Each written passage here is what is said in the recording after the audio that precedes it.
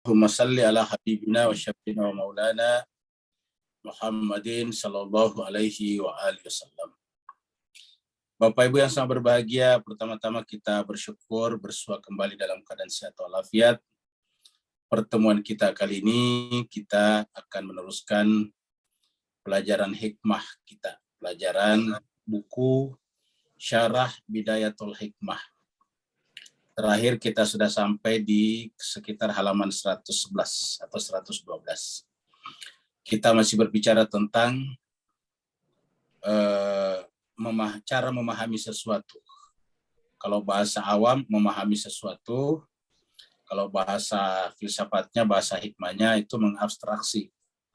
Jadi pada saat kita menyaksikan sesuatu pertama kali, kita mengabstraksi, kita mentasawur, kita menyimpan sesuatu itu di pikiran kita.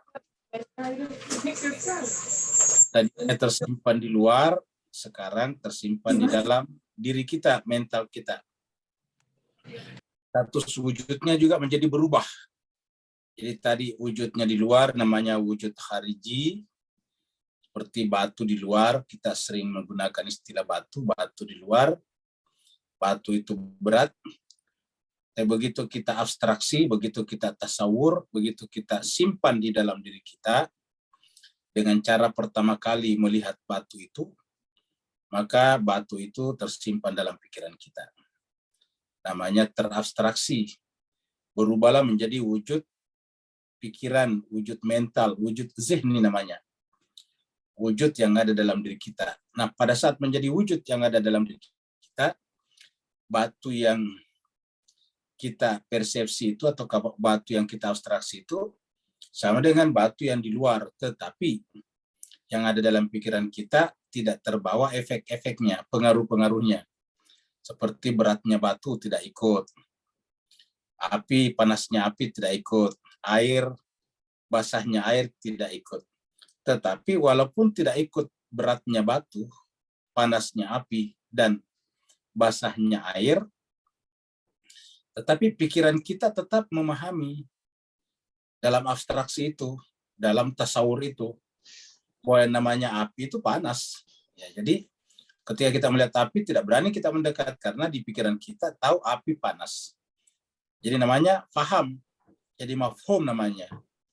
Jadi pikiran kita memahami dengan benar, dengan baik, bahwa api itu panas, walaupun waktu kita simpan dalam diri kita, namanya di persepsi atau di abstraksi, panasnya tidak ikut. Yang ikut hanya paham tentang panas. Batu hanya paham tentang beratnya batu. Air paham tentang basahnya air. Tetapi basahnya sendiri sebagai basah tidak ikut. Panasnya api sebagai panas tidak ikut. Beratnya batu sebagai berat tidak ikut. Tetapi pikiran kita memahami kalau batu berat, api panas, air itu basah, dan sebagainya. Seperti itulah. Jadi ini yang disebut dengan proses abstraksi dalam pembahasan kita yang lalu.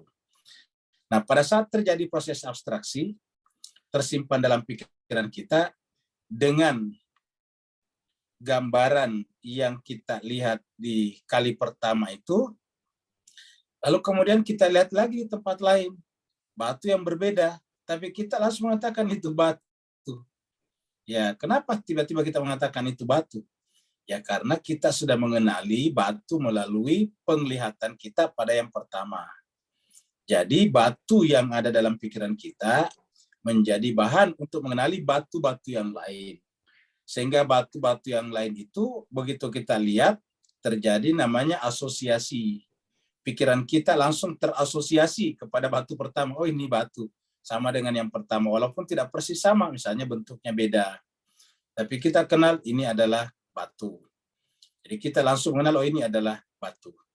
Dengan demikian, pikiran kita itulah yang mengantarkan kita mengenal banyak hal.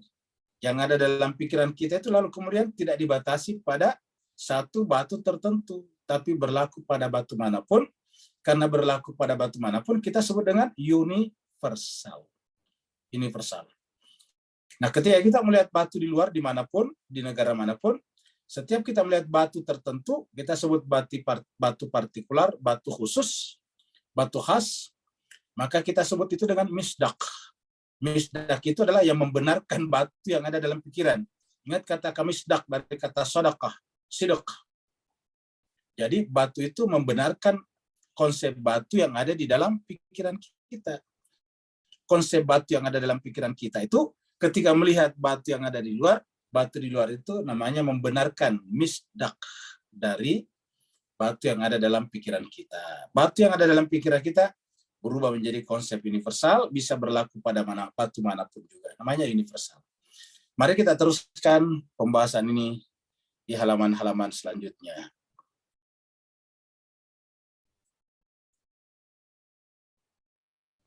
Jadi terakhir kemarin kita sampai di sini. Jadi jemaah sekalian, kalau tidak salah ini 8, ini sudah lama ini ya.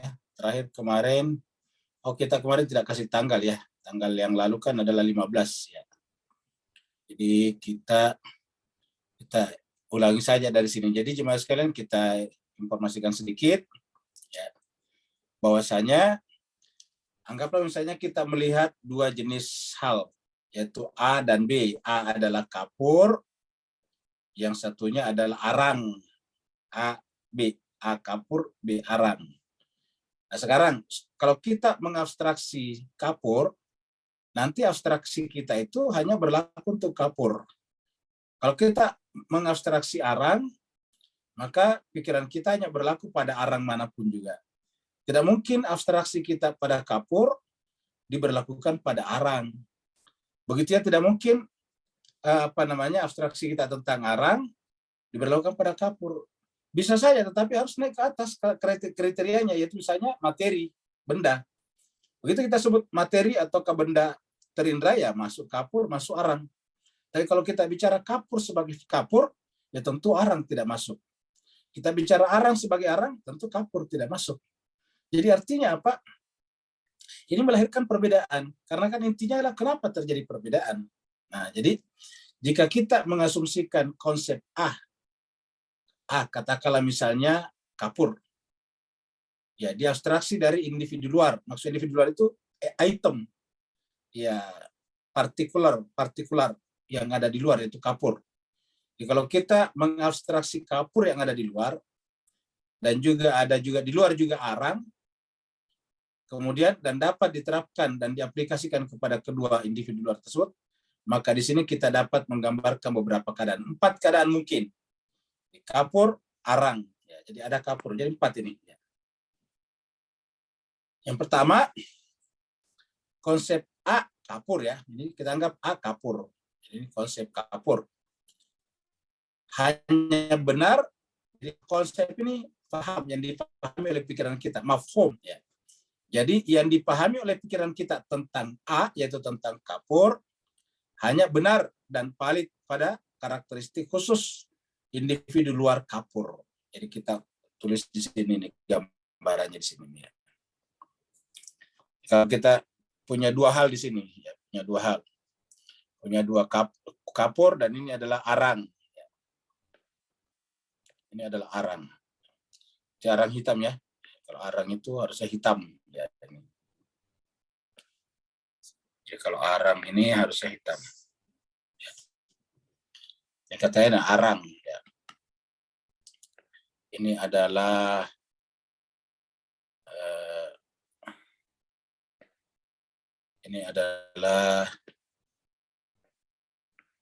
kapur ya. Kita tulis di sini kapur ya. Kapur. Kemudian ini adalah arang. Kapur ini kita simbol A, ini kita ke simbol B ya gitu.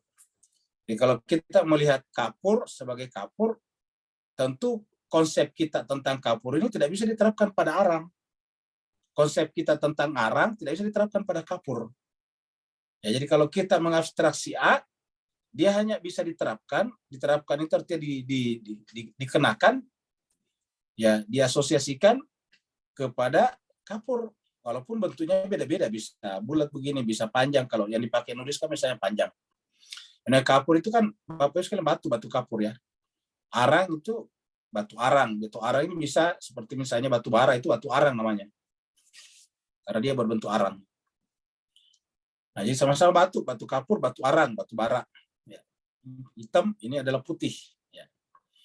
Nah, ketika kita melihat kapur atau batu kapur, ya kita hanya bisa menerapkan ini pada kapur. Ketika kita melihat arang dan tersimpan dalam pikiran kita, ya yang ada di pikiran kita hanya bisa diterapkan pada arang, tidak bisa kacau. Pikiran kita tentang A diterapkan juga pada B. Pikiran kita pada B diterapkan juga pada A. Itu tidak mungkin. Ya, jadi artinya apa? Pikiran kita sudah mengenal namanya sekat, pembeda. Ya. Jadi pikiran kita sudah mengenal namanya pembeda. Jadi dari awal pikiran kita punya sifat mengenal pembeda. Ini penting Bapak Ibu sekalian, karena nanti salah satu tanda orang berpikir itu bisa membedakan. Dia pembeda, membedakan sesuatu. Paling tidak bisa membedakan arang dengan kapur dan arang. Jadi salah satu tugasnya itu apa namanya? Pikiran adalah membedakan kapur arang. Ya. Nanti di dalam Al-Quran dikatakan tanda orang bertakwa itu adalah di dalam dirinya ada pembeda. Dalam surat Al-Anfal dikatakan, ya ayyuhalladzina amanu in tattaqullaha yaj'al lakum furqan, pembeda. Kita lihat sini ayatnya dulu nih. Supaya kita lihat bahwa apa yang dibicarakan dalam pengetahuan sama dengan dalam Al-Quran. Surat 8 ayatnya 29. Allah berfirman, Bismillahirrahmanirrahim, ya ayyuhalladzina amanu, wahai orang-orang yang beriman, in tattaqullah, jika kalian bertakwa kepada Allah, apa tandanya? Yaj'al lakum furqana, Allah menjadikan pada diri kalian furqan. Ini furqan, kemampuan membedakan. Furqan itu pembeda. Jadi jemaah sekalian, bisa dikatakan kalau orang bertakwa itu dia adalah furqan. Kalau dia bertakwa berarti dalam dirinya ada furqan. Ada furqan berarti akalnya bekerja. Jadi orang bertakwa itu adalah orang yang menggunakan akal pikirannya. Karena akal pikiran tadi berdasarkan filsafat yang kita pelajari adalah mampu membedakan mana arang, mana kapur. Pemahaman pikiran tentang kapur tidak mungkin diterapkan pada arang. Pemahaman pikiran kita tentang arang tidak mungkin diterapkan pada kapur. Ya. Nah, furqan namanya. Nah, jadi nanti jemaah sekalian, manusia suci itu berfungsi sebagai furqan juga. Kenapa? Karena manusia suci itu sebetulnya adalah akal. Ya, yang teraktualisasi dalam bentuk manusia yang sempurna. Jadi akal itu kan dalam pikiran kita. Begitu menjelma menjadi manusia, yaitu manusia sempurna namanya akal, furqan. Jadi in tattaqullah yaj'al lakum furqana. Ya. Baru Allah berikan furqan kepada kalian. Sehingga karena kita mengenal furqan, kita bisa menghindari keburukan. Wa yukaffir ankum sayiatikum. Kita kembali lagi tadi ke sini. Di konsep A hanya benar dan valid pada karakteristik individu luar, yaitu A, kapur. Ya. Misalnya konsep A tadi kapur menceritakan tentang putih. Ya. Yang ini tidak ada pada arang. Kalau arang kan hitam. Ya. Dengan demikian konsep A, kapur, tidak dapat diterapkan pada arang. Karena si arang tidak memiliki karakteristik khusus yang ada pada kapur tersebut. Ya, beda. Kalau dia memiliki karakter khusus seperti pada A atau kapur, ya bukan arang lagi namanya. Dia berubah jadi kapur juga. Ya.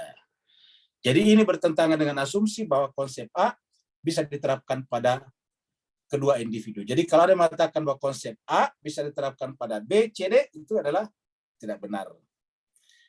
Nomor 2, konsep A, ini alternatif 2, konsep A yaitu kapur, hanya benar dan valid pada karakteristik khusus luar, di individu luar, arang. Jadi artinya apa? Bisa juga kita terapkan A ini diterapkan pada arang, tetapi bagian luarnya ada sama dengan kapur, misalnya putih. Sebetulnya misalnya ada arang, kemudian di luarnya ada pembungkus warna putih. Sehingga si arang itu misalnya arangnya habis dicat dikelir putih, maka kemudian kita katakan itu arang. Bisa saja. Tetapi kenapa individu luarnya? Ya, bagian luarnya saja. di konsep A hanya benar dan valid pada karakteristik khusus individu luar arang. Yang pertama, yang pertama tadi tidak mungkin. Yang kedua bisa, tapi di luarnya. Misalnya, konsep A hanya menceritakan kehitaman yang merupakan karakteristik arang yang tidak dimiliki oleh kapur. Dengan demikian, konsep A tidak dapat diterapkan pada individu luar kapur karena ia tidak memiliki karakteristik khusus itu. Jadi artinya apa? Kalau arang itu bagian luarnya hitam, ya ini kan tadi A, karakteristik khusus kapur. Kalau ini sekarang bagian luarnya, artinya bagian luarnya arang itu, atau kita balik, ya A ini adalah kapur. Kalau ini kan A arang. Atau A ini adalah kapur, arangnya dikasih warna putih, gitu bisa. Sehingga kemudian bagian luarnya arang itu sama dengan kapur, ya. Tetapi walaupun bagian luarnya arang kapur, tetapi berbeda dengan karakteristik khusus kapur. Apa namanya kapur? Ya luar dalam putih, ataukah terutama bagian dalamnya putih. Nah, itu namanya kapur. Makanya kapur dipakai menulis di papan tulis.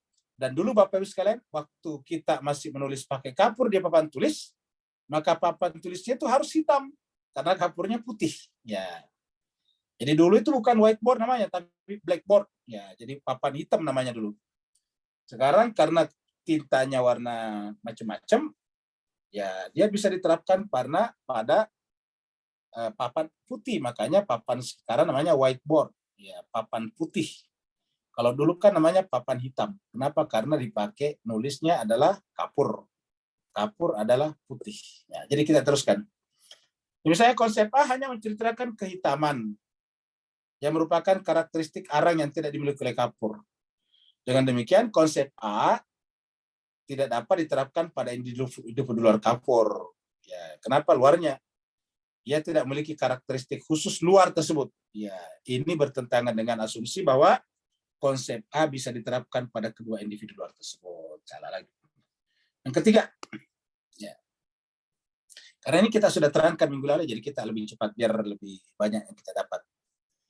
Konsep A mengandung karakteristik yang dimiliki oleh kedua individu. Jadi ini kemungkinan ketiga. Ini kan kalau ada dua, kapur dan arang, ada 4 kemungkinan.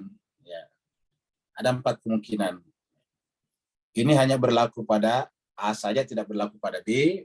Bisa berlaku pada tapi bagian luarnya. Kemudian yang ketiga, konsep A mengandung karakteristik yang dimiliki oleh kedua individu luar tersebut. Misalnya yang kita sebut dengan misalnya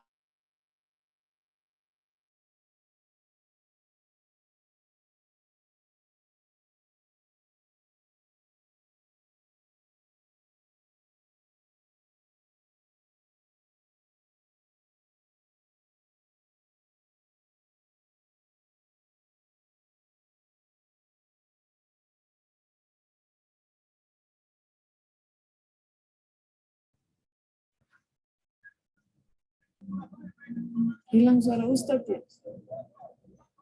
Oh hilang.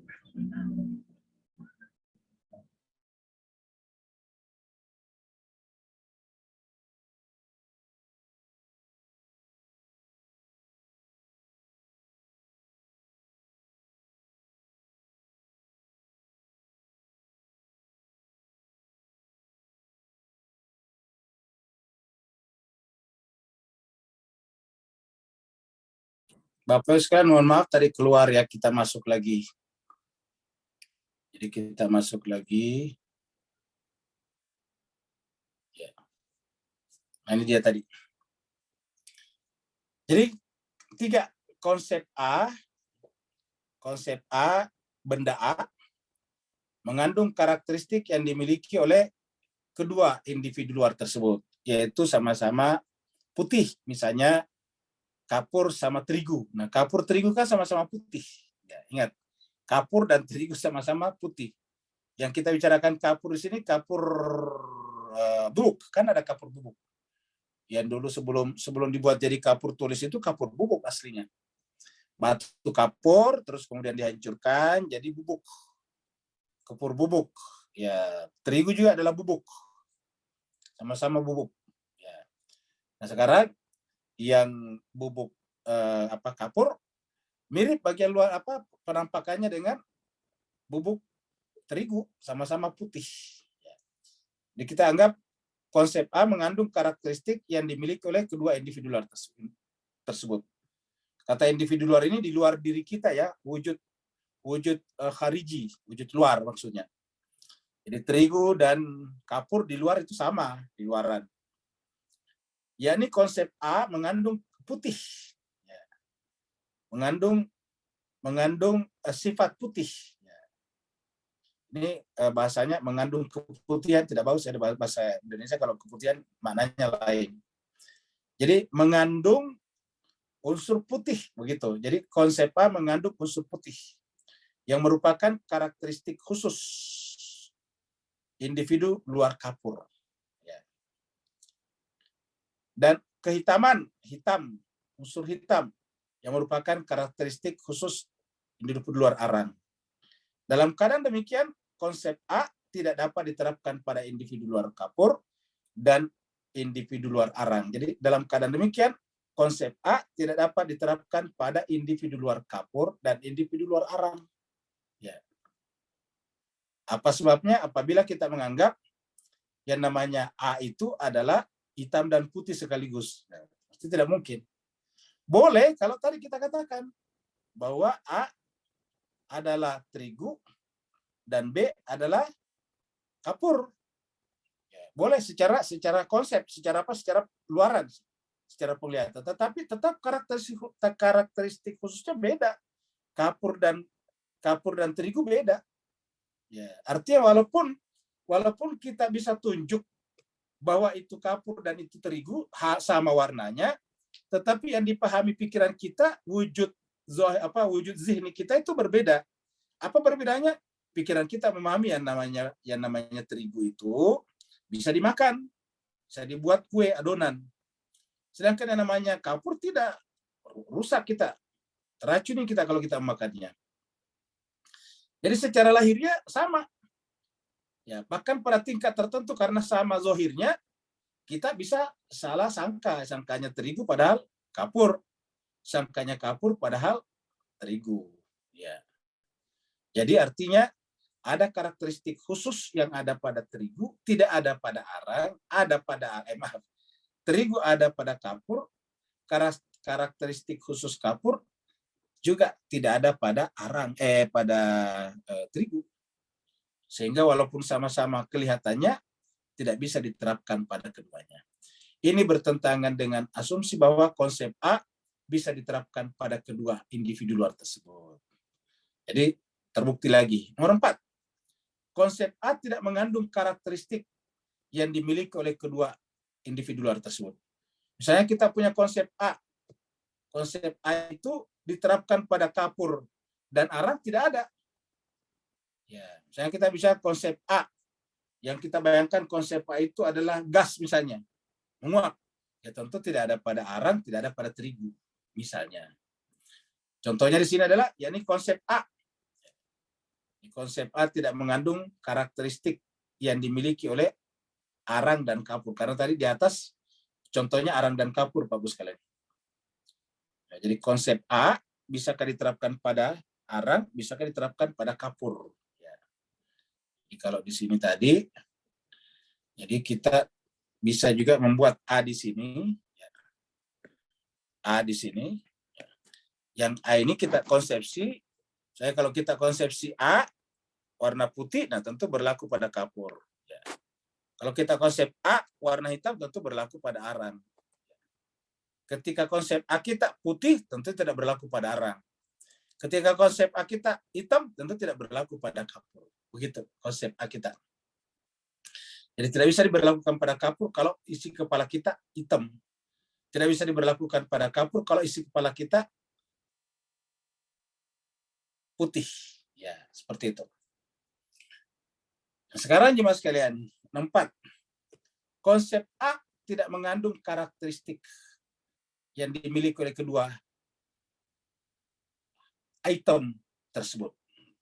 Tidak dimiliki oleh kapur, jadi kita punya konsep A kita, ya, ini tidak ada di sini, tidak ada juga di sini.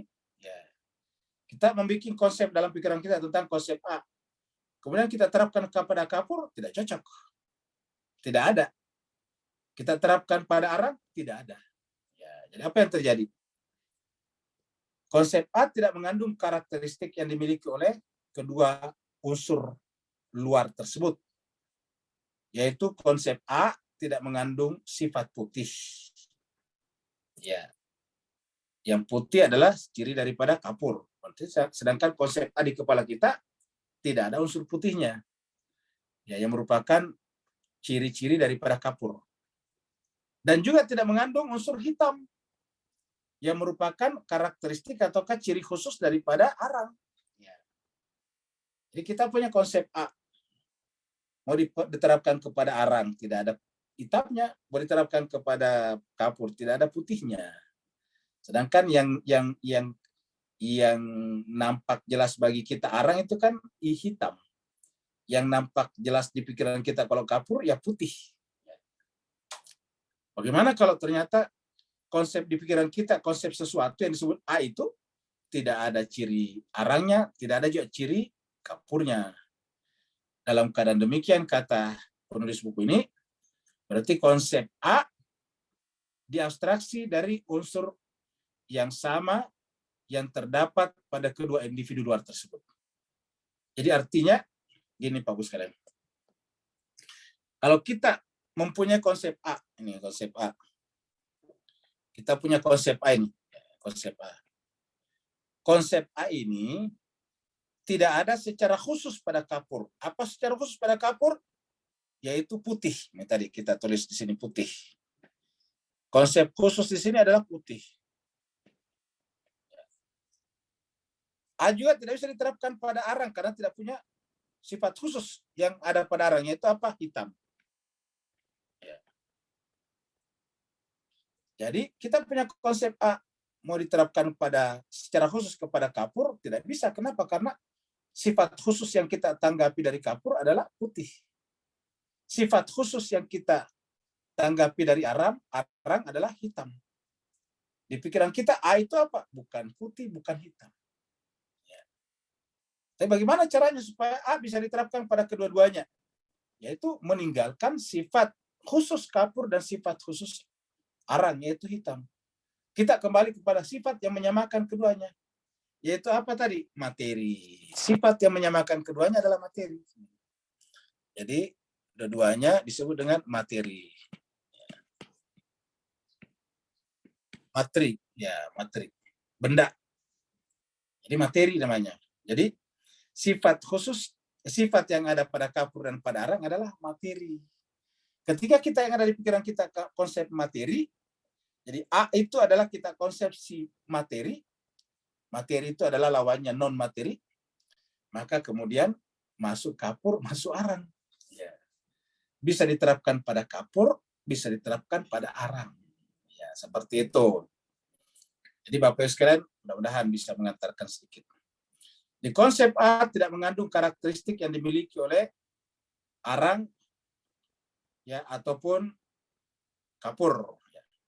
Dalam keadaan begitu, konsep A diabstraksi dari unsur yang sama. Artinya ada pada A, ada pada B. Yang menyamakan, bukan khusus. Yang namanya khusus itu yang menyebabkan arang, bukan kapur. Dan menyebabkan kapur, bukan arang. Gitu. Apa tadi khusus yang menyebabkan kapur, bukan arang? Ya putih. Apa yang menyebabkan arang, bukan kapur? Yaitu hitam. Warna hitamnya. Nah, dalam keadaan demikian, berarti konsep A yang ada di pikiran kita, berarti diambil, diabstraksi dari unsur yang sama, tetapi bukan karakter khusus keduanya. Bukan hitam dan putih. Seperti konsep benda yang menunjuk pada unsur yang sama, yaitu benda. Jadi yang kita bicarakan benda. Jadi yang kita bicarakan di situ adalah benda. Kita bicara konsep benda di sini ya, konsep benda. Seperti konsep benda yang menuju kepada unsur yang sama yang terdapat pada individu luar kapur dan individu luar arang. Artinya apa? Kapur dan arang sama-sama benda. Benda atau materi tadi. Sama-sama benda. Arang itu benda, kapur juga benda. Ya, termasuk benda. Tentunya dalam keadaan demikian, konsep A, ya karena yang kita pahami, yang kita simpan dalam pikiran kita A itu adalah benda, ya bisa diterapkan pada arang, bisa diterapkan juga pada kapur. Bukan hanya itu, bahkan dapat diterapkan kepada benda-benda manapun yang memiliki unsur yang sama. Bisa diterapkan pada tanah, bisa diterapkan pada air, bisa diterapkan pada angin, udara. Kan angin juga, benda gas namanya. Jadi ada 3 benda, benda padat, benda cair, benda gas. Tapi sama-sama benda namanya. Ya. Jadi bisa diterapkan pada unsur yang sama, benda. Kalau mau diperkecil lagi, tidak masuk semuanya, ya diperkecil, yaitu arang dan kapur kita sebut dengan benda padat. Ya, benda padat. Dengan demikian, suatu konsep universal hanya dapat diabstraksi dari individu-individu luar yang memiliki keunsuran samaan. Jadi, yang namanya universal itu karena mencakup hal yang sama. Kalau tidak sama, ya tidak masuk dalam lingkup universal itu. Jadi, misalnya konsep universal seperti ini. Kita punya konsep universal seperti ini. Ini kita sebut dengan konsep universal. Kita tulis U. Ya, kalau di matematik dulu namanya himpunan universal, ya. Masih ingat dulu Pak Bus kalian waktu sekolah. Jadi konsep universal. Universal tentang apa? Misalnya manusia, universe manusia. Kalau kita bisa konsep universal dengan manusia, maka siapapun manusia masuk di dalamnya. Tapi begitu kita misalnya lihat kambing, ya, kita kambing. Ya, kita tulis kambing di sini. Ya, tentu ini salah. Ini tidak masuk di sini. Kalau manusia, kalau hewan masuk, tapi kalau manusia tidak masuk. Ya. Jadi ini tidak masuk dicoret. Ya, tidak masuk. Tarik kalau misalnya Ahmad, ya, Petrus, Robert, Trump, ya, gitu. Abdullah, Burhan, nah, Syakban, ya. Ini semuanya masuk. Siapa saja kita masukkan? Ahmad, Robert, tidak melihat agamanya, suku bangsanya, masuk. Dia manusia. Kenapa? Karena dia masuk dalam kesamaan konsep kita tentang manusia. Ini universal manusia. Jadi kalau kita sudah pahami manusia dalam konsep universal, maka semuanya masuk. Ya, tidak boleh ada yang keluar. Selama unsurnya ada, yaitu hewan yang berpikir. Maka ketika tidak berpikir seperti kambing, ya dicoret, tidak masuk. Onta tidak masuk, gitu. Kenapa? Karena onta memang masuk jenis hewan, tetapi tidak berpikir. Karena manusia adalah hewan yang berpikir. Tapi kalau diperluas konsep universal kita, bukan manusia tapi hewan, ya ini orang juga masuk, tapi kambing juga masuk, sapi juga masuk, semua yang berjenis hewan. Hewan itu artinya apa?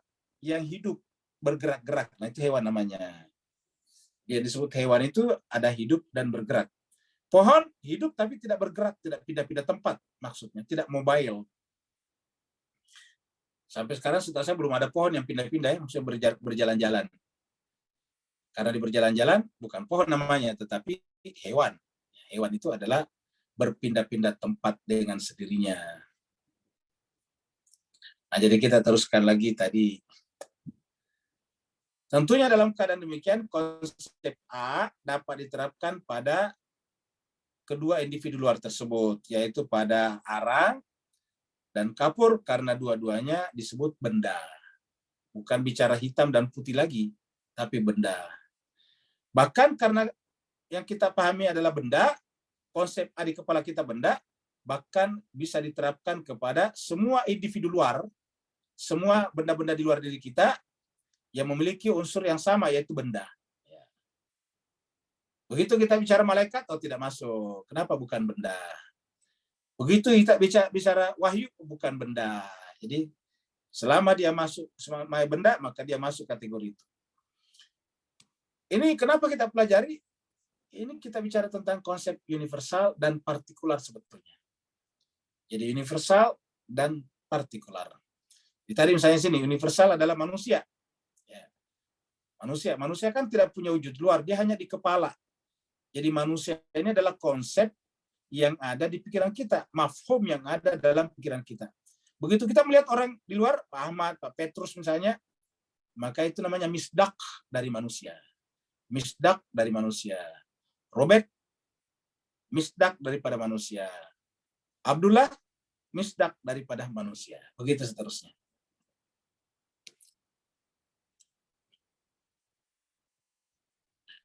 Setelah mengkaji 4 keadaan di atas, jadi sudah selesai dari sini. Ya. Setelah mengkaji 4 keadaan di atas, jadi 4 keadaan di atas adalah konsep A di pikiran kita hanya cocok dengan kapur, tidak cocok dengan arang. Konsep A hanya cocok dengan arang, tidak cocok dengan kapur. Begitu. Yang ketiga, konsep kita cocok pada arang dan cocok pada kapur, tetapi bukan pada sifat khusus keduanya.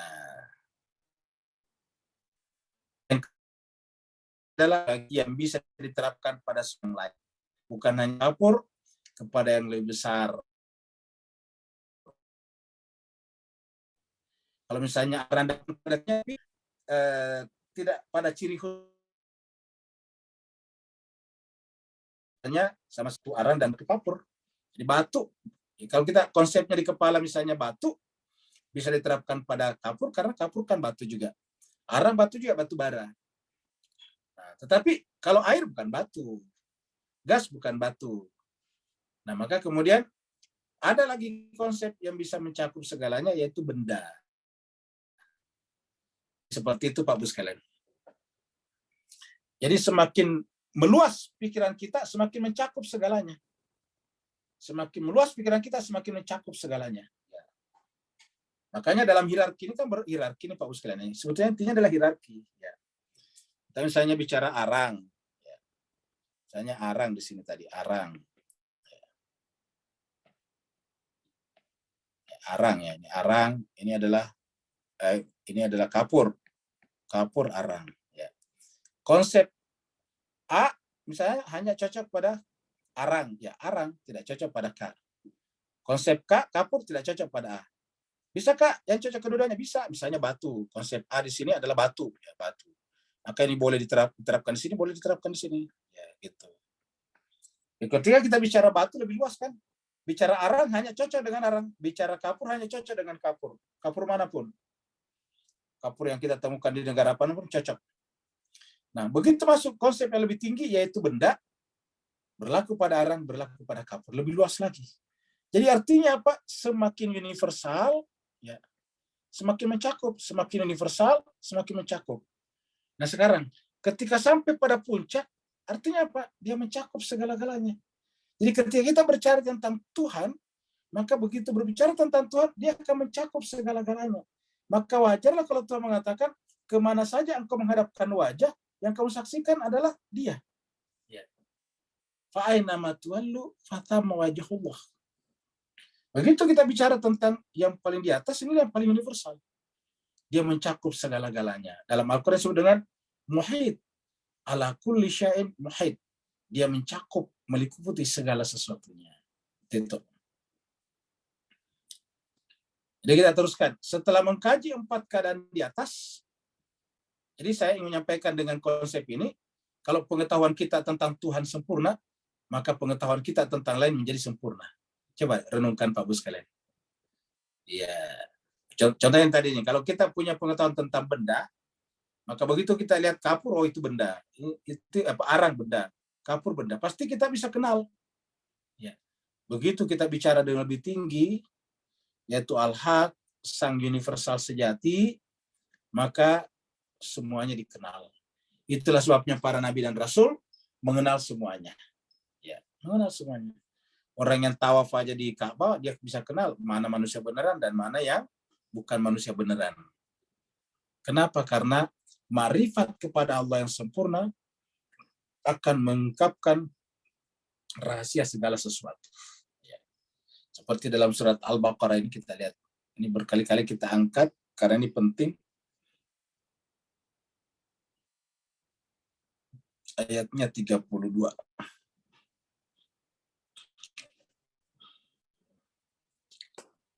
ayat 33 ya. Qala ya Adam, Allah berfirman, wahai Adam, ambi'hum, sampaikanlah kepada mereka, bi asma'ihim, nama-nama mereka. Adam sampaikanlah kepada manusia, kepada Adam maksudnya, kepada malaikat, ya malaikat. Wahai Adam, sampaikan kepada malaikat, bi asma'ihim, nama-nama semuanya. Falamma ambahum, tatkala Adam menyampaikan berita itu, nama-nama itu kepada mereka, bi asma'ihim, nama-namanya. Qala, Allah tiba-tiba berfirman, pada sini Adam. Sekarang Allah berkata, alam akul, bukankah aku telah mengatakan lakum kepada kalian, inni a'lamu ghaibas samawati wal ardh. Aku Tuhan mengetahui rahasia langit dan bumi. Wa a'lamu, bahkan mengetahui ma tubduna wa ma kuntum taktumun. Apa yang kalian ungkapkan dan apa yang kalian sembunyikan. Apa yang kita ungkapkan dan sembunyikan kita sebut dengan partikular. Rahasia langit dan bumi kita sebut dengan universal. Nah sekarang, ketika Adam atau siapa saja memiliki ma'rifat kepada Allah, ini Allah, maka berarti tertajalli, tertransformasi, terpindahkan kepadanya juga rahasia langit dan bumi, bahkan apa yang manusia lahirkan dan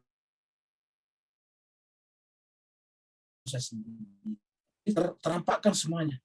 Apa yang nampak dan apa yang tersembunyi. Ketika dua istri Nabi saling berbisik di antara mereka, Nabi mengetahuinya. Keduanya bertanya, Hafsah bertanya, ya Rasulullah, kenapa kamu tahu? Dia katakan, yang menyampaikan kepada saya adalah Allah Subhanahu wa Ta'ala. Jadi, setiap orang mengetahui yang maha tinggi Allah, maka rahasia di bawahnya paling tinggi. Itulah sebabnya induk dari segala pengetahuan adalah sebetulnya ma'rifatullah.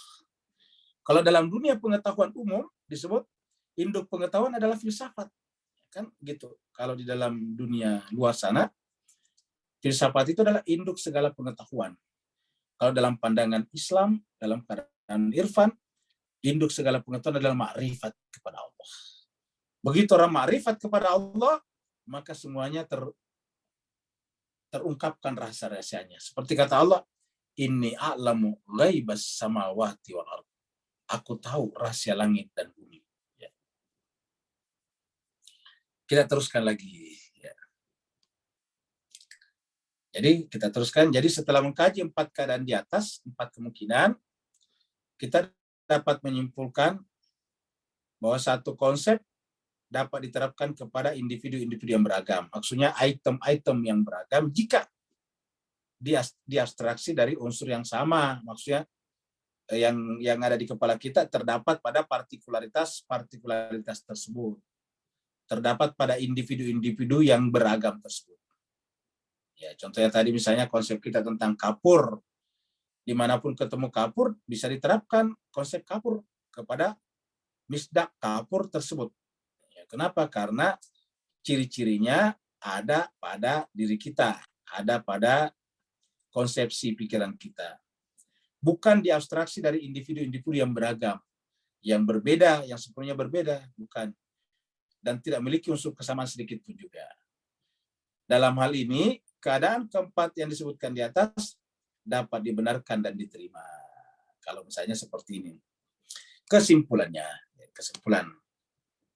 Jika wujud bukan hakikat tunggal. Nah, ini karena kan tujuannya berbicara ini sebetulnya wujud. Jika wujud bukan hakikat tunggal, maka niscaya hakikat-hakikat atau entitas-entitas di alam eksternal akan menjadi sepenuhnya berbeda. Ya. Jadi kapur A, kapur B, kapur C tidak berbeda apabila konsep kapur yang ada di pikiran kita itu sama. Nah, ketika kita bicara tentang pembahasan kita sebelumnya, kata ada, masih ingat Pak Bos sekalian? Ya, mana tadi? Yang dulu kita, sini nih. Kita bicara tentang batu ada, hujan ada, langit ada, gunung ada, pohon ada, kereta ada, dan sebagainya ada, dan seterusnya ada. Selama konsep ada yang kita pahami di sini sama, maka kemudian kita terapkan pada benda manapun itu pasti berlaku. Iya. Berarti kan konsep ini adalah tunggal. Seperti tadi konsep universal itu tunggal, kapur itu tunggal. Yang kita lihat itu adalah individu-individunya namanya, partikularitasnya, partikularnya. yang khususnya saja. Ya, jadi konsep kapur yang ada dalam pikiran kita bisa diterapkan pada kapur manapun selama ciri-ciri kapur yang kita pahami ada. Begitu juga konsep arang dalam pikiran kita bisa diterapkan pada arang manapun selama yang kita sebut arang itu memiliki ciri khusus yang dipahami oleh pikiran kita tentang arang. Gitu.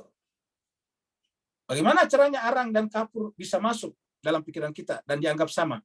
Yaitu kita jangan membicarakan ciri-ciri khusus kapur dan arang, tetapi ciri-ciri yang ada pada keduanya, yang menyamakan keduanya. Apa yang menyamakan kapur dan arang? Bukan hitam dan putihnya, tapi benda. Terutama benda padat. Maka ketika kita mengatakan benda, pasti kapur masuk, kita mengatakan kapur benda, arang benda, begitu. Nah, sekarang yang paling tinggi, yang menyamakan, yang mengikat semuanya, yaitu kata ada. Ya, kata ada. Jadi ini adalah mengikat semuanya. Jadi ini adalah membentang dari Allah sampai kepada yang paling tepi keberadaan, sampai pinggir eksistensi namanya. Berlaku kata ada. Dengan demikian kata ada ini adalah yang paling tinggi, yang paling universal, yang mencakup segala-galanya karena bisa diterapkan pada apapun juga. Ini maksudnya. Ya, jadi kita ulangi lagi kesimpulannya. Jika wujud bukan hakikat tunggal, ya, yang tadi mencakup segala-galanya, maka niscaya atau sudah pasti hakikat-hakikat atau entitas-entitas, entity-entity di alam luar akan menjadi sepenuhnya berbeda dan tidak memiliki kesamaan sedikit pun juga. Ya. Dan jika wujud bukan hakikat tunggal, jadi ini bicara bahwa wujud itu adalah hakikat tunggal, ya, tidak bisa dipisah-pisahkan. Dan jika wujud bukan hakikat tunggal dan satu di alam eksternal, maka mustahil terbentuk konsep wujud yang tunggal dan satu pula. Jadi kalau wujud bukan hakikat tunggal, tunggal dan satu, maka mustahil terbentuk konsep wujud yang tunggal dan satu dalam pikiran kita. Yang namanya konsep dalam pikiran. Ini sekali namanya konsep itu berarti dalam pikiran kita. Mafhum bahasa Arabnya. Ya. Jadi mustahil terbentuk mafhum yang mengatakan bahwa wujud itu tunggal dan satu. Sehingga tidak akan terwujud kesatuan esensial antara konsep dan individu luar. Jadi tidak akan terwujud konsep kesatuan esensial antara konsep dan individu luar tersebut. Tidak connect, ya, tidak nyambung. Jadi nyambungnya ya namanya ada itu kan Pak tidak ada di luaran sebetulnya, kita tidak bisa lihat di luar. Yang namanya wujud tidak bisa kita lewat di luaran. Wujud itu hanya konsep. Begitu kita tunjuk di luar kan berarti adalah benda. Kita tunjuk misalnya meja, kita tunjuk misalnya arang tadi, ya kita tunjuk arang. Tapi ada, ya tidak nampak karena dia bukan benda. Kalau dia bukan benda, berarti dia tidak mencakup yang bukan benda. Tapi karena ada bukan benda, bukan benda, maka ada mencakup yang benda dan yang bukan benda. Ya.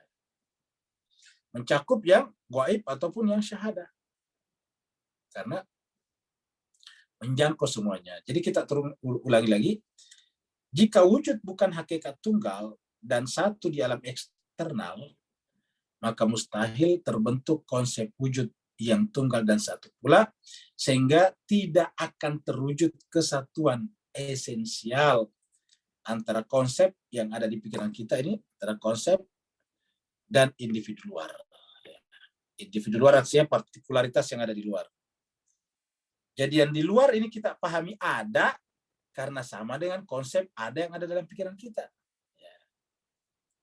Ulangi lagi, yang di luar kita sebut ada, misalnya tadi arang ada, kapur ada, hujan ada, langit ada, pisang goreng ada, minyak kayu putih ada.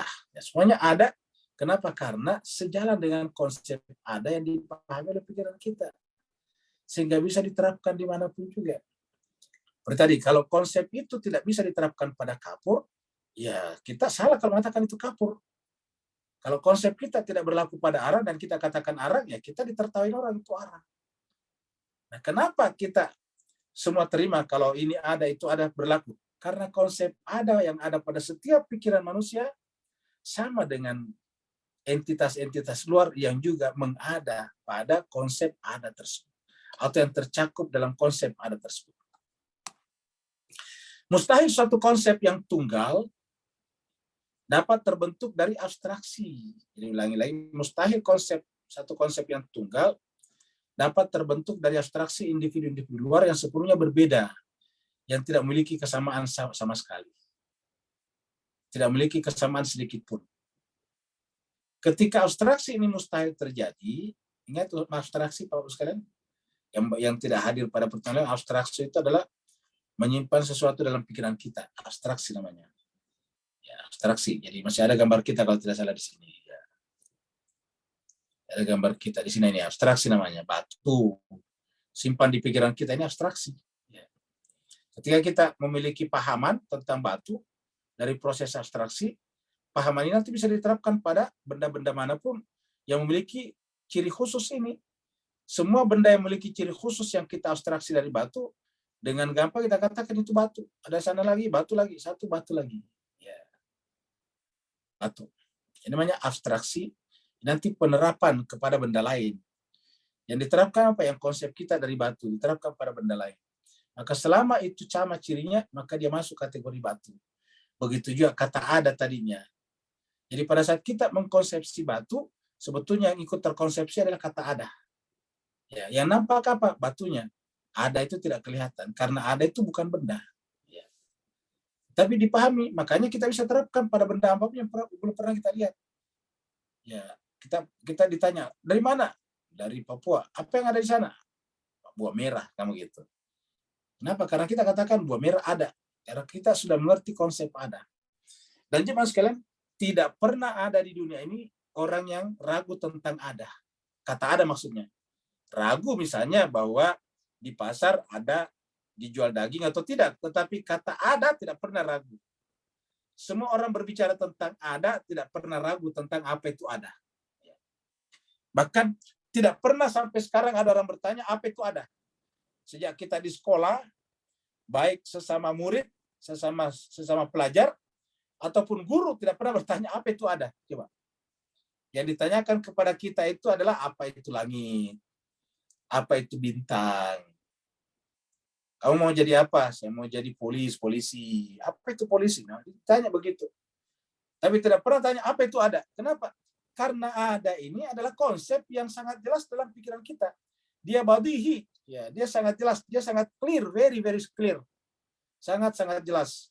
Sebut dengan self-proven, terbukti dengan sendirinya, karena terbukti dengan sendirinya pada semua orang, tidak pernah ada yang mempertanyakan. Karena kalau kita mempertanyakan sesuatu, berarti kita belum yakin dengan sesuatu itu. Masih ragu. Ya.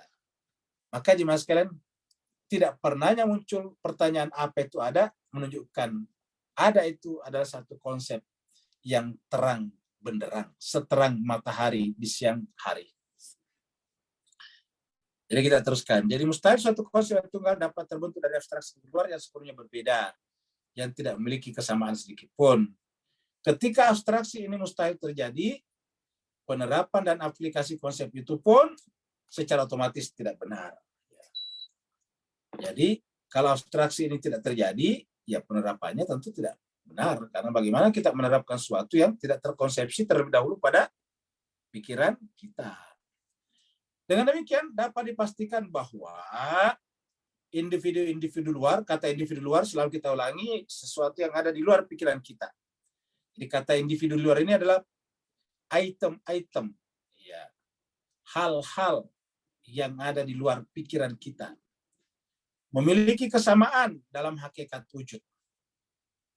Jadi bisa dipastikan bahwa benda-benda individu-individu luar yang kita persepsi sama memiliki kesamaan dalam hakikat wujud, yang merupakan tolok ukur dalam kebenaran abstraksi dan penerapannya. Ingat, kata kuncinya adalah pada kata hakikat wujud. Kesimpulan umum, wujud adalah yang prinsip. Jadi yang kesimpulan umumnya, wujud itu adalah yang prinsip. Ya. Wujud itu adalah yang mendasar. Ingat pembahasan kita sebelumnya. Wujud itu prinsip, mendasar, atau fundamental. Ya, itu wujud. Karena tidak bisa kita membicarakan semuanya itu kalau tidak wujud.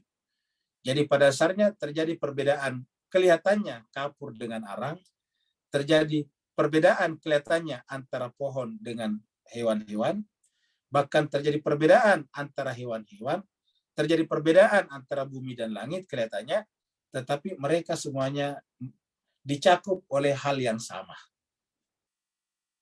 Berarti ada menyamakannya, yaitu apa? Wujud.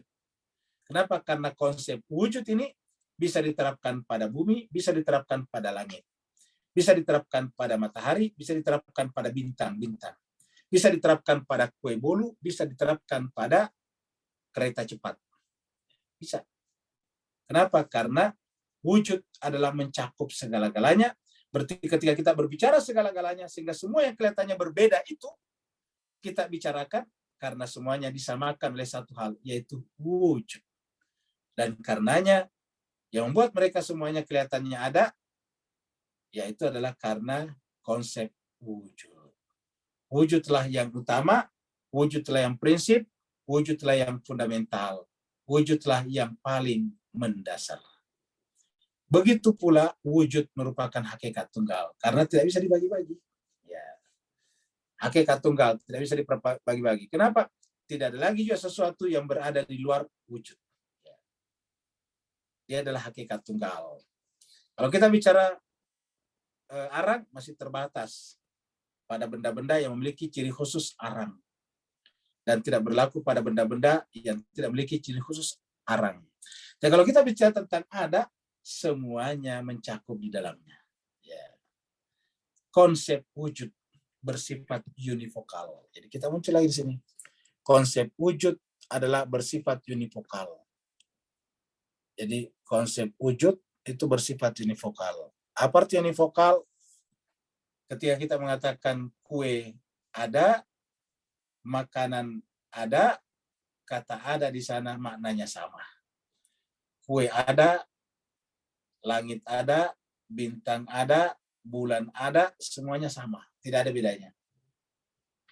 Kata ada yang kita terapkan pada bulan, kata ada yang kita terapkan pada langit, kata ada yang kita terapkan pada matahari, sama maknanya semuanya. Bahkan ketika kita mengatakan Tuhan ada, pun juga sama. Ya, itu pun juga sama. Kenapa? Karena Tuhan itu hanyalah penamaan kita, penamaan partikular kita terhadap konsep yang universal yang bernama wujud. Maka sebetulnya wujud sejati adalah Tuhan itu sendiri. Karenanya apa? Karenanya mencakup segala-galanya dan tunggal. Mencakup segala-galanya. Tidak ada lagi yang tidak masuk. Kalau kita bicara tadi kapur, ada yang tidak masuk. Arang. Arang tidak masuk. Terigu tidak masuk. Tapi kalau kita sudah bicara ada, semuanya masuk. Semuanya masuk. Ya. Jadi konsep wujud itu adalah bersifat univokal. Di sisi lain, keragaman di alam eksternal adalah perkara yang tidak dapat dipungkiri. Jadi wujud bersifat univokal satu, tetapi pada saat yang sama keragaman. Ada arang tadi, ada kapur, ada terigu, ada semen, itu kan semuanya bubuk ya. Macam-macam, bahkan ada lagi yang lain. Itu benar-benar ada, maksudnya berbeda. Keragaman di alam eksternal, di alam luar, itu perkara yang tidak bisa kita tolak, tidak bisa kita pungkiri. Benar-benar ada. Yang namanya arang beda dengan kapur, yang namanya terigu beda dengan semen, sama-sama bubuk tapi beda. Ya. Yang namanya gunung beda dengan lautan. Ya. Yang namanya lautan beda dengan langit. Yang namanya langit beda dengan bintang-bintang dan seterusnya. Jadi ada, dan itu adalah beragam. Ya. Tetapi tapi keragaman itu menjadi satu dalam satu pemahaman, yaitu wujud. Ya. Keragaman ini niscaya dalam wujud itu sendiri. Jadi keragaman ini niscaya berada dalam wujud itu sendiri. Ya. Contohnya tadi misalnya kita tadi punya, ya ini kita kembali tadi ke sini, kita punya pahaman, ya. Ataukah nama kerennya konsep. Konsep tentang apa? tentang kapur. Ya, kita punya konsep tentang kapur. Kapur.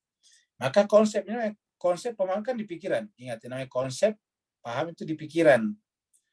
Dia adalah wujud zihni namanya. Dia adalah di dalam pikiran kita. Kita punya pahaman, kita punya konsep tentang kapur. Maka kapur ini kan tunggal, satu. Karena universal. Tapi bisa diterapkan pada beragam kapur. Bisa diterapkan pada ya, sebanyak yang lain. Kita bisa terapkan pada kapur tulis. Bisa kita terapkan pada kapur yang digunakan untuk mengecat rumah dulu. Kan ada kapur pakai ngecat rumah. Kita bisa menggunakan kapur yang masih dalam bentuk batu kapur. Kita gunakan pada bentuk kapur apapun juga. Ya, selama memiliki ciri-ciri yang ada pada pikiran kita tentang kapur, yang disebut tadi dengan ciri-ciri khusus, maka bisa diterapkan pada banyak sekali kapur. Tapi banyaknya kapur ini berada pada pemahaman yang sama, satu tunggal, itu kapur. Berarti banyak, tetapi hakikatnya tunggal. Gitu. Yang banyak apa? Di luaran, dalam pikiran cuma satu. Nah, seperti itu. Hal yang sama terjadi pada wujud. Bedanya kalau kapur terbatas, tidak berlaku pada arang, tidak berlaku pada terigu, tapi kalau ada, berlaku pada semuanya. Seperti itu, Pak sekalian. Jadi di sisi lain, keragaman di alam eksternal, alam luar, adalah perkara yang tidak bisa kita pungkiri. Keragaman ini niscaya berada di dalam wujud itu sendiri. Karena hanya wujudlah yang bisa mencakup segala-galanya. Wujudlah yang eksis secara mandiri. Keragaman ini mustahil sepenuhnya berbeda. Mustahil sepenuhnya berbeda. Apa sebabnya? Ada yang menyamakannya, yaitu kata ada. Yang mengikat, yang memberikan semuanya kesamaan adalah kata ada. Dan telah ditetapkan bahwa perbedaan di antara keragaman tersebut bersifat gradasi saja. Jadi hanya bersifat gradasi. Nah, jadi jemaah sekalian, kita sudah lihat. Semuanya bersifat gradasi saja. Ya. Dengan demikian, wujud adalah hakikat tunggal yang bergradasi. Jadi ini adalah pembuktian kesekian tentang wujud adalah hakikat tunggal. Jadi wujud adalah hakikat tunggal yang bergradasi. Wujud adalah hakikat tunggal yang bergradasi. Artinya apa? Yang namanya pohon, yang namanya hewan, atau apapun juga, pada dasarnya adalah merupakan gradasi daripada sang wujud. Wujud itulah yang menampakkan dirinya, karena wujud tidak bisa dijangkau oleh panca indera. Maka supaya kita bisa mengatakan dia ada, maka dia harus nampak di panca indera. Lahirlah ayam, lahirlah kambing, lahirlah segala-galanya. Ya, maka semua yang nampak itu pada dasarnya wujudlah yang memperlihatkan dirinya. Bahasa lainnya adalah bertajalli. Wujudlah yang bertajalli, wujudlah yang menjadi zahir, ya, menjadi zahir, kezohirnya dalam bentuk kambing. Maka kita menggunakan istilah kambing adalah mazhar, lokus penampakan wujud. Nah, gitu. Siapa wujud itu? Tunggal. Tak terbatas, meliputi segala-galanya. Dan semua ciri-ciri itu ada pada satu entitas yang kita sebut dengan Tuhan. Disebut dengan Allah Subhanahu wa taala. Allah itu adalah sebutan saja. Tuhan itu hanya bahasa saja, sebutan. Aslinya apa? Wujud.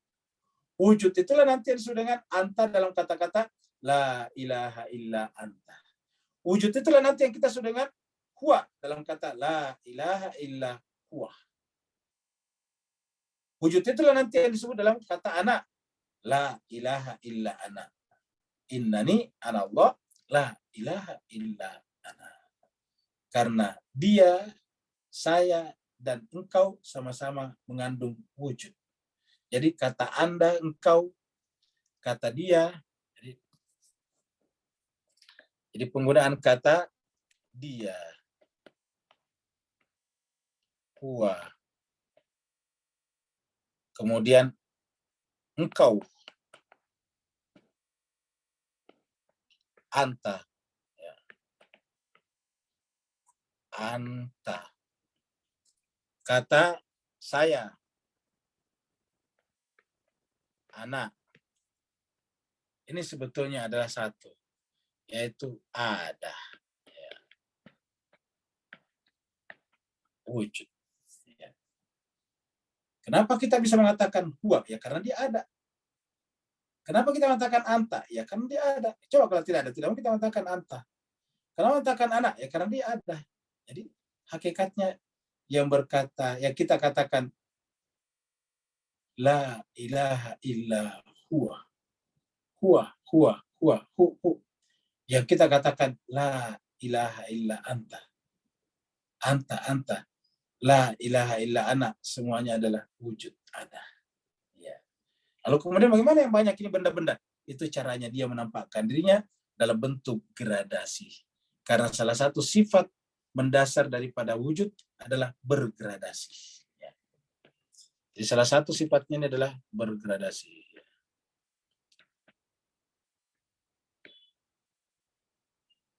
Bergradasi. Nah, jadi kita sudah pahami Bapak sekalian kesatuan jadi disebut dengan tauhid penciptaan. Artinya tidak ada satupun ciptaan yang terpisah dengan penciptanya. Kenapa? Karena penciptanya itulah yang tidak bisa kita sebut apapun juga.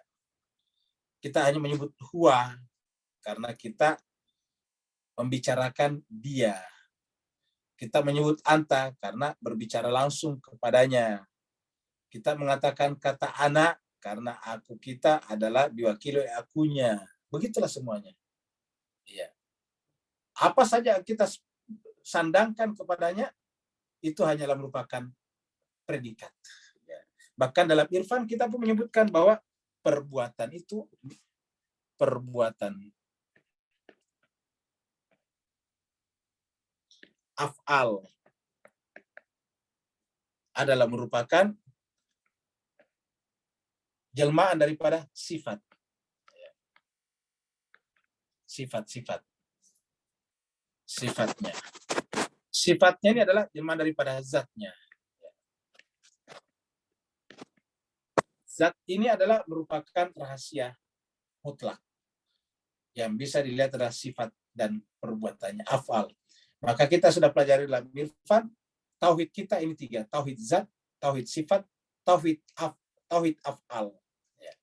Dan inilah yang dipahami dalam irfan sehingga kita mengatakan kata wahdah.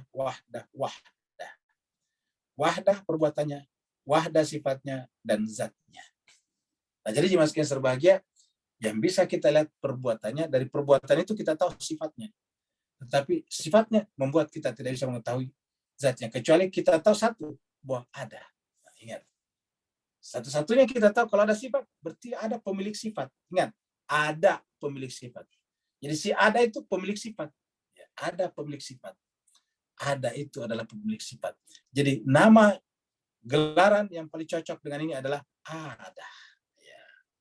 Gelaran yang paling cocok adalah ada. Nah, jadi jemaah sekalian terbahagia, inilah yang kita bicarakan. Jadi wujud adalah hakikat tunggal yang bergradasi. Jemaah sekalian, pada pertemuan berikutnya kita masuk pada ini 16. Ini kalau tidak salah minggu lalu kita sudah sampai di sini ya, jadi nggak apa-apa kita ulang-ulangi biar lebih mendalam. Jadi pertemuan berikutnya adalah bab 16 yang mempartikularisasi wujud. Kan wujud tadi banyak, kok kenapa tiba-tiba ada pohon, ada ini, mempartikularisasi. Nah, inilah yang nanti kita akan bicarakan pada pertemuan berikutnya. Ya, jadi partikularisasi. Yang mempartikularisasi wujud itu apa? Ya, jadi kita sampai di sini. Ya, sorry. Sampai di sini. Hari ini tanggal 20 berapa nih? 22 ya. 22 Januari 22. Jadi 22 1 22 ini bagus nih. 22 1 22. Ya sekalian, terima kasih banyak atas perhatiannya. Kalau ada yang ingin memperdalam lagi, kalau misalnya sudah dibahas minggu lalu, tidak apa-apa juga ya. Mudah-mudahan kita lebih dalam mengenai menyangkut masalah ini. Karena ini berkaitan dengan tauhid kita sebetulnya. Ya, bagaimana menjelaskan kok Tuhan ada, benda-benda juga ada. Karena kalau kita tidak memahami seperti ini, maka kita selalu berpikiran memandang Tuhan itu nun jauh di sana, berpisah dengan makhluknya. Bahkan kalau kita biasa di daerah Melayu, terutama di Indonesia ini, kalau bicara Tuhan langsung menunjuk ke atas. Ya, dialah yang menentukan. Jadi saya sih tergantung kepada dia katanya, sambil menunjuk ke atas. Jadi ketika menunjuk Tuhan itu di atas, kan berarti ada selah, ada gap antara dia yang di atas dan kita yang di bawah, kan begitu. Padahal berkali-kali Tuhan mengatakan bahwa dia bersama kalian di mana saja kalian berada, kan begitu. Ya, dalam apa namanya? Dalam surat 57, surat 57 Al-Hadid, ya. Kita bisa melihat dalam ayat ini. Ya. Ini ayat berapa ini? Ayat 4. Ini ayat 4. Kita baca dari ini. Huwallazi khalaqas samawati wal ardh. Ini surat Al-Hadid, surat 57. Ayat 4. Huwallazi, dialah Allah yang khalaqas samawati, telah menciptakan langit, wal ardah, dan bumi, fi sittati ayam, dalam 6 masa. Maksudnya bertahap. Summa istawa ala arsy, kemudian dia bersemayam di arsy. Ya'lamu ma yaliju fil ard, dia tahu semua apa yang masuk ke bumi. Wa ma yakhruju minha, dan apa yang keluar daripadanya. Wa ma yanzilu minas sama, apa yang turun dari langit. Wa ma ya'ruju fiha, dan apa yang naik dari langit, naik dari bumi menuju ke langit. Wa huwa ma'akum, kata-kata ini. Huwa ma'akum aina ma kuntum. Coba Pak Ustaz, bagaimana menjelaskan ini kalau bukan dengan konsep ada tadi? Huwa ma'akum aina ma kuntum. Ya. Huwa ma'akum aina ma kuntum. Oh, tidak bisa nih, ya, enggak sampai. Jadi huwa ma'akum, ya ini ternyata 4 tadi bisa kalau gitu ya. Ini adalah 4, ya ini. Huwa ma'akum, ya ini. Huwa ma'akum, ini huwa ma'akum aina ma kuntum. Huwa, dia Allah, ma'akum, bersama kalian, aina, di mana saja, kuntum, kalian berada. Ya, jadi huwa, dia, ma'akum aina ma kuntum.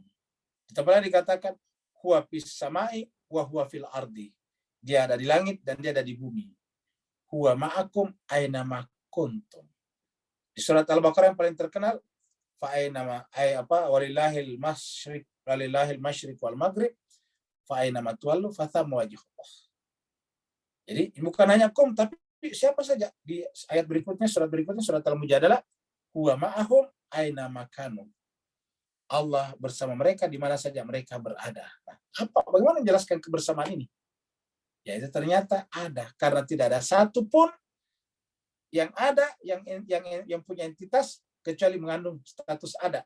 Pohon ada, mangga ada, rambutan ada,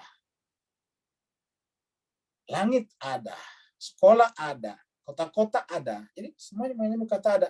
Artinya ketika semuanya melekat pada katanya ada, dan ada itu adalah dia, maka sama, huwa ma'akum aina ma kuntum. Dia ada dimanapun juga. Di mana saja kau menghadapkan wajah, di sana yang kau temukan adalah Allah Subhanahu wa taala. Wallahu basirun, wallahu bima ta'maluna basir. Dan Allah terhadap apa yang kalian kerjakan basir. Terima kasih. Mungkin ada pertanyaan, silakan Pak. Assalamualaikum Ustaz. Waalaikumsalam warahmatullahi wabarakatuh. Silakan Pak. Alhamdulillah, barakallahu fiik. Azim. Bila dicantumkan kepada ayat surah Al-Hadid ni dengan topik kita hari ini, wujud adalah hakikat tunggal yang bergradasi. Perbetulkan Ustaz dan beri pencerahan bahawa terlalu amat jelas kini daripada kelakar tafsir dan sebagainya, bahawa sisi materi yang universal tadi, segala misdaq di alam semesta itu satu. Maka itu kita melihatkan satu bentuk yang menjelma secara gradasi, di mana malaikat turun bertemu dengan Nabi Ibrahim AS dan Bunda Maryam alaihissalam binti Imran, lalu bergradasi menjadi bentuk manusia menemui mereka. Dan tak ada beza, menyatu juga dalam fikiran kita sebagai satu konsep universal bahawa bentuk aslinya Mi'raj Muhammad tadi kembali kepada asal Ahmadnya untuk bertemu dekat dengan dua ujung busur tadi, atau bahkan lebih dekat dengan hu tadi yang tersebut dalam alif lam lam hu tadi. Barakallahu fi. Afwan Ustaz.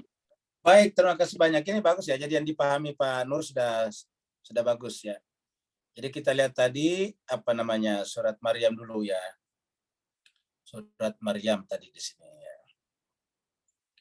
Jadi surat Maryam. Jadi kalau kita sudah paham ini kata wujud dan tadi ayat itu indah sekali ya, gampang dipahami seperti tadi Pak Nur ya. Surat Maryam 19 ya. Ayatnya sekitar ayat ini. Kemudian ayatnya sekitar ayat 10-an ya. Ini 12 ya. Sekarang masuk ini Maryam ayat 16. Wadhkur fil kitabi Maryam. Sebutkanlah, ceritakanlah dalam kitab suci cerita tentang seorang wanita siddiqah namanya Maryam. Izim tabazat min ahliya, ketika dia meninggalkan keluarganya menuju kepada makanan, tempat. Makan itu tempat. Bisa juga makan itu dari kata kana, tempat keberadaan. Makan itu kan dari kata kana yakunu menjadi mendapatkan isi mim, mendapatkan huruf mim, menjadi isi makan namanya, isi tempat. Ya, jadi tempat apa? Tempat keberadaan kan, karena kana itu dari kata kana yakunu menjadi mim, makana. Makana. Di mana syarqiyah? Apa itu syarqiyah? Orang awam menyebutnya timur. Tetapi secara bahasa artinya apa? Artinya tempat terbitnya matahari. Itu kan kalau tempat terbit matahari kan syarqiyah, timur. Ya, syarqiyah. Di tempat terbitnya berarti apa artinya? Dia pergi ke pusat. Ya, kalau tadi istilahnya Pak Nur, Nabi Muhammad itu Mi'raj dari Muhammad menuju kepada Ahmad. Karena awalnya kan dari Ahmad menuju kepada Muhammad. Nah, sekarang dari Ahmad menuju Muhammad itu adalah gerak dari busur atas ke bawah. Sekarang Mi'raj dari bawah ke atas, dari Muhammad kepada Ahmad. Ya. Begitulah juga dengan ini. Ya. Fattahazat min dunihim hijaban. Maka kemudian dia pun mengambil hijab. Maksudnya dia tiba-tiba tidak kelihatan dari alam nyata ini. Farsalna, lalu kemudian farsalna, kami kirim, kami utus ilaiha kepadanya ruhana, ruh kami. Ingat ruh itu kan berarti kita menggunakan kata di atas tanda petik ya, di atas tanda petik. Tapi bagaimana caranya supaya bisa nampak? Ya, nampak. Supaya Maria melihatnya dengan nyata, dengan panca inderanya. Fatamasalah, dia memisalkan dirinya. Tamas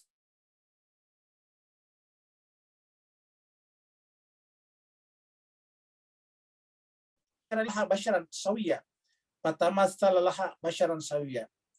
Maka dia menjelma padanya sebagai manusia yang sama. Nah, ini yang disebut tadi dengan gradasi. Ini menunjukkan gradasi.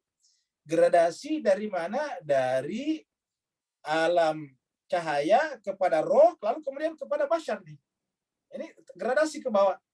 Ketika dia bergradasi ke bawah, gradasi paling di bawah menjadi basyar, nampak. Dia ada rupa dan ada bentuk basyar. Maka bisa ditangkap oleh panca indera. Jadi itu gradasi. Nah, ketika dia meninggalkan lagi alam basyariah ke atas, kembali ke alam cahaya, malaikat kan dari cahaya juga. Dari atas ke ruh kepada cahaya, maka kemudian tidak dilihat lagi panca indera. Jadi sebetulnya kehidupan ini adalah gradasi sebetulnya. Gradasi dari pusat kepada tepi-tepi wujud tadinya.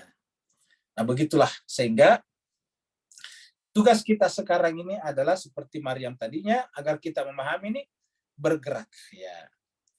Bagaimana caranya? Izin tabazat min ahliha. Kita bergerak meninggalkan keluarga kita. Siapa yang masuk keluarga kita di sini kan? Maryam tidak punya keluarga. Aslinya kan Maryam tidak punya keluarga, tidak punya suami maksudnya. Siapa keluarga kita? Kehidupan dunia ini. Kita coba meninggalkan kehidupan dunia dalam tanda petik, dalam kesadaran kita dengan memahami bahwa hakikat yang ada hanya wujud tunggal. Baru kemudian kita pergi makanan syarqiyah. Ya, yaitu pusat keberadaan. Kita artikan ini pusat keberadaan. Pusat itu kan tadi bergradasi. Makanya ada pusatnya. Jadi kita bergerak dari tepi ke pusat. Ini syarqiyah. Dari sanalah cahaya terbit. Cahaya siapa di sana pertama terbit? Ahmad. Bergerak ke sini. Jadi ini sama dengan cerita Mi'rajnya Nabi Muhammad. Jadi di sini sebetulnya Allah melalui ayat ini ingin menceritakan kepada kita bahwa Maryam pun mengalami proses Mi'raj. Intabazat min ahliha makanan syarqiyah. Lalu kemudian berjumpa dengan malaikat. Jibril maksudnya. Dalam bentuk tamassalaha basyaran sawiyya.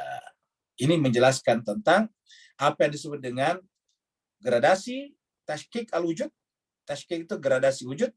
Dan pada saat yang menceritakan kepada kita apa yang disebut dengan gerak dari bawah ke atas. Namanya harakah jauhariyah. Gerakan substansi dari tepi menuju kepada pusat. Dari Muhammad menuju kepada Ahmad. Saya kira yang disampaikan tadi Pak Nur sudah benar. Kita terima kasih banyak bisa merangkumkan pembahasan kita pada hari ini. Bahwa sebetulnya inti dari segalanya adalah wujud, satu. Yang kedua adalah wujud itu adalah tunggal, tetapi memiliki sifat karakter yaitu bergradasi. Gradasi inilah yang melahirkan berbagai macam penampakan yang berbeda-beda, keragaman, sehingga setiap keragaman, setiap entitas, setiap entity pada dasarnya adalah mazhar tentang penampakan sang wujud. Berikutnya lagi. Ya Ustadz, ada 2 pertanyaan di kolom chat. Ya, silahkan Ustadz. Dari Hairul Said. Ya. Mohon penjelasan tentang hal yang pernah ramai, yaitu penistaan atau menista Allah. Apakah Allah bisa dinista? Jawabannya ya tidak bisa. Setiap orang menista Allah ada kaitannya menista dirinya sendiri. Jadi Allah tidak bisa dinista.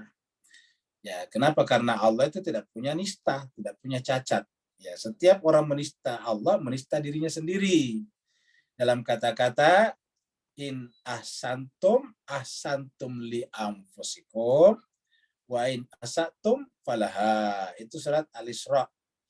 Jika kalian berbuat baik, in ahsantum li anfusikum, maka kebaikan itu kembali kepada dirimu sendiri. In ahsantum li anfusikum. Begitu juga wa in asatum, kalau kalian ini berbuat buruk, in asatum laha, untuk diri kita juga. Jadi tidak ada yang kepada Allah. Apa sebabnya? Innallaha ganiyun anil alamin. Allah itu adalah maha kaya, jadi tidak mungkin. Jadi menista Allah itu tidak ada sebetulnya. Kalau kita menista Allah, sebetulnya hanya menista orang yang beriman kepada Allah saja, sehingga kemudian lahirlah gugatan-gugatan dari orang yang mengaku beriman kepada Allah Subhanahu wa taala tersebut. Seperti itu. Kenapa tema wujud bisa mengantarkan seorang bertauhid begitu sulit dipahami? Kenapa sulit dipahami? Padahal sebetulnya wujud ini paling gampang dipahami. Ya, yang ada mungkin tidak berenung, kamu gitu, karena cuma berpikir tentang benda-benda, tentang ini. Tapi kalau dia berenung seperti pembahasan kita tentang wujud, paling gampang. Karena wujud ini atau keada ini konsep yang paling jelas, yang paling gampang dipahami. Ya. Makanya tadi kita katakan tidak pernah ada pertanyaan apa itu ada. Ya, coba tidak pernah ada pertanyaan apa itu ada. Ya, mobilnya tidak ada, apa itu ada? Enggak ada. Yang ditanyakan mobil, apa itu mobil? Tapi adanya tidak pernah. Ya. Herul ada mobilnya atau mobil ada di rumahnya. Nah, kita tidak pernah tanya apa itu ada. Yang kita tanya mobil apa? Nah, tidak pernah ada apa, tidak pernah. Jadi begitu. Jadi wujud ini adalah justru sangat jelas, saking jelasnya banyak orang tidak tahu. Seperti contohnya misalnya udara, saking jelasnya udara itu seperti kita tidak pernah butuh udara, ya, sehingga nanti kita merasa penting udara setelah masuk rumah sakit. Pakai apa itu namanya tuh, ya, pakai alat tabung, apa, ventilator Ustaz. Ventilator, ya. Nanti setelah kita dipasang ventilator baru merasakan pentingnya udara. Ya Allah, ternyata udara penting sekali. Baru kita rasakan, coba. Setiap hari kita bernapas udara, tidak pernah kita merasa penting. Kenapa? Saking jelasnya udara itu. Setiap hari kita hirup, setiap hari kita hembuskan dari tubuh kita. Bahkan kalau bukan karena udara kita tidak bisa hidup, kita tidak bisa hadir bersama di sini. Tetapi jarang orang berbicara tentang udara. Kenapa? Saking jelasnya. Nah, saking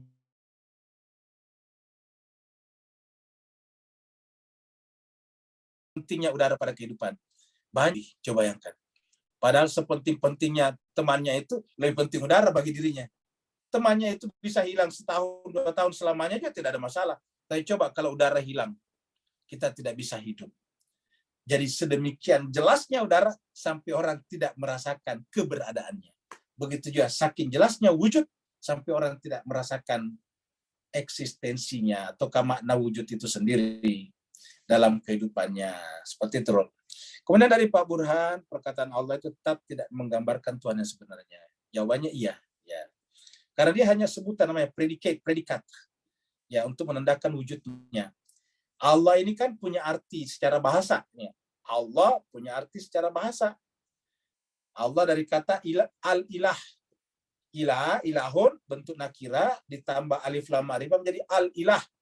Al-ilah dibaca cepat menjadi Allah. Al-ma'rifah, ilah. Artinya yang pantas disembah. Ilah itu sesuatu yang disembah. Jadi disebut Allah karena sesuatu yang disembah. Siapa yang sesuatu yang disembah? Ya dia, wujud itu. Ya, jadi Allah itu bukanlah nama zat. Allah itu sebetulnya adalah tetap menggunakan kata bahasa Arab. Sama misalnya kalau kita memanggil Tuhan. Tuhan itu kan sebetulnya bahasa Melayu Tuan. Bahasa Melayu dulu itu kan banyak hanya Tuhan, ya, gaharu, sahaya, kan begitu. Sahaya menjadi saya, gaharu menjadi garu, baharu menjadi baru, Tuhan jadi Tuan, seperti itu. Jadi dengan demikian Tuhan itu pun Tuan sebetulnya. Jadi yang disebut Tuhan itu adalah zat yang kita pertuankan. Ya, Tuhan yang sungguhnya. Ya, jadi Tuhan yang paling tinggi, Tuhan yang paling mencakup segala-galanya adalah Tuhan. Seperti itu. Kalau Tuhan kita, misalnya kita budak, Tuhan kita hanya berlaku di rumah tempat kita tinggal. Tapi kalau Tuhan adalah majikan yang mencakup segala-galanya, dia adalah majikannya langit, dia adalah majikannya bumi, dia adalah majikan segala sesuatu yang ada, makanya segala-galanya adalah merupakan Tuhannya. Seperti itu. Dengan demikian, yang dikatakan Pak Burhan adalah benar. Terima kasih. Ada lagi satu pertanyaan kalau ada? Silakan. Terima kasih, Bapak Ibu. Ustaz. Ya, sama-sama. Yang mau bertanya? Kalau tidak ada, berarti kita akhiri sampai di sini. Insya Allah kita berjumpa lagi sebentar, karena sebentar malam kita akan ketemu lagi dengan Irfan. Jemaah sekalian, jangan khawatir, walaupun kita sedikit-sedikit, ingat, jangan pernah berpikir kita lah yang memahami semuanya ini. Lalu apa tugas kita? Tugas kita adalah ikhtiar, mujahadah. Yang memberikan pahaman itu adalah Allah. Jangan pernah berpikir kita. Kalau berpikir saya cerdas, saya pintar, saya jenius, saya bisa memahami, ini justru membuat kita berjarak dengan Tuhan. Karena berarti kita sudah ada keakuan sombong dalam diri kita. Kita sudah tertimpa penyakit iblisiah. Jadi jangan pernah kita mampu memahami. Lalu siapa memberikan pahaman? Allah. Ilahi, anta maksudi waridaka matlubi. Atini mahabbataka wa ma'rifataka. Tuhanku, dalam usaha saya, dalam ikhtiar saya ini, hanya kamulah yang kutuju. Dan hanya ridhamu lah yang kucari. Maka ya Allah, berikanlah kemampuan kepadaku untuk memahami dirimu, ma'rifat kepadamu, dan juga untuk mencintaimu. Terima kasih banyak. Walafu minkum. Wassalamualaikum warahmatullahi wabarakatuh. Waalaikumsalam warahmatullahi wabarakatuh. Assalamualaikum warahmatullahi Terima wabarakatuh. kasih, Ustaz. Terima kasih.